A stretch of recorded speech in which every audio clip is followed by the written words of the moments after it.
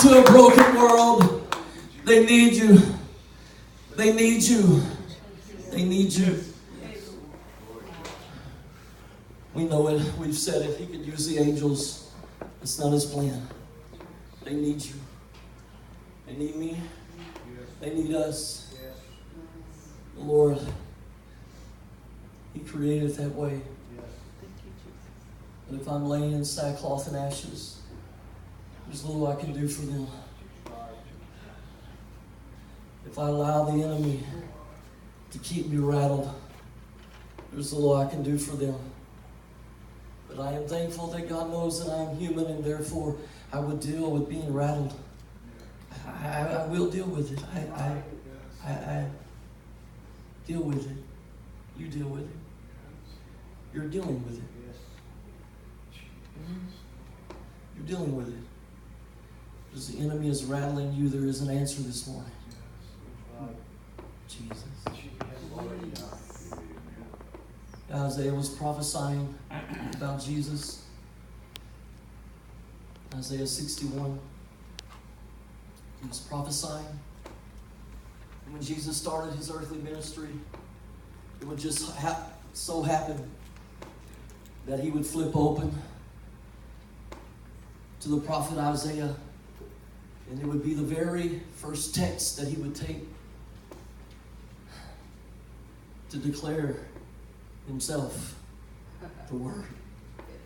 It would be the very first text. You remember Isaiah 61, it starts out something like this. And the Spirit of the Lord is upon me. Or He has anointed me. And he's just reading about himself. And they're all in the church, the tabernacle, with their chins dropping low. And the religious few are like, who does this guy think he is? And so Isaiah would prophesy about him 100 years before, hundreds of years before. And yet his first text, he would read of himself. The Spirit of the Lord is upon me.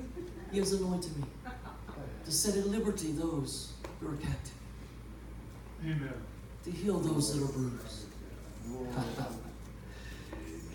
And I just pick up one verse of that.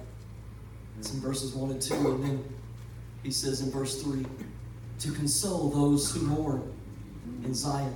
Here it is. To give them beauty for ashes. The oil of joy for mourning. That's Isaiah 61:3. The garment of praise for the spirit of heaviness. Come on, throw off that garment of sackcloth.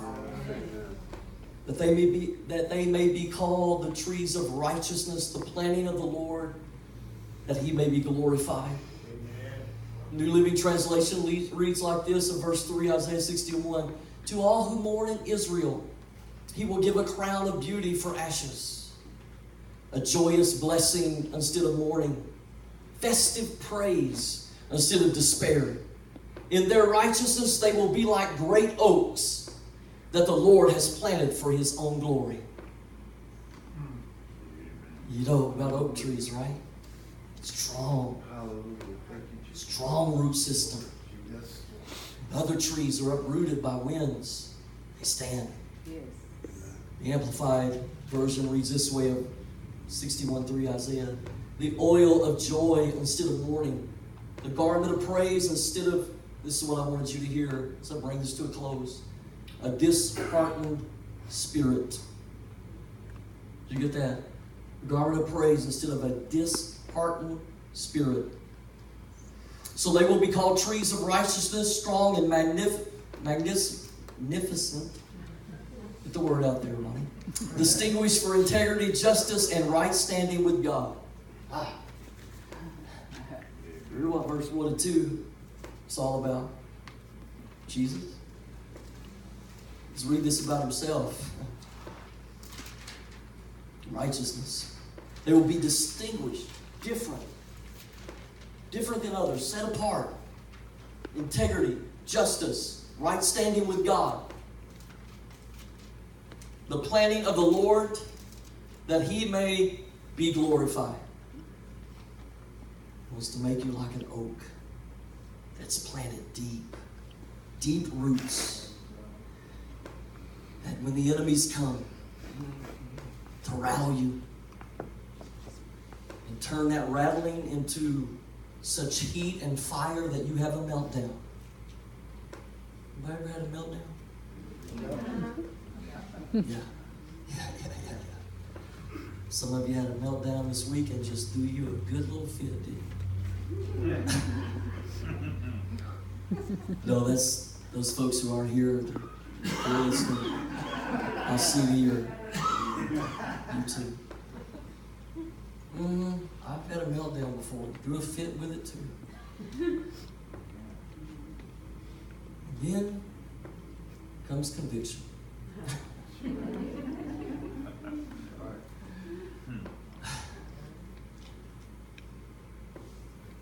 You know, if we brush off the conviction, the Lord isn't beating up on us. He's trying to keep us from falling into the place of setting with sackcloth and setting in our ashes. Because He knows that He has such a beauty to release in us for us to walk in. And then that beauty to be released out of our lives for a world who doesn't know beauty. They truly know it only skin deep. That's not real beauty. Right. Beauty goes beyond the skin, goes beyond the eye. It's a beauty the world cannot buy or give us. The disheartened spirit, go ahead and stand with me. The disheartened spirit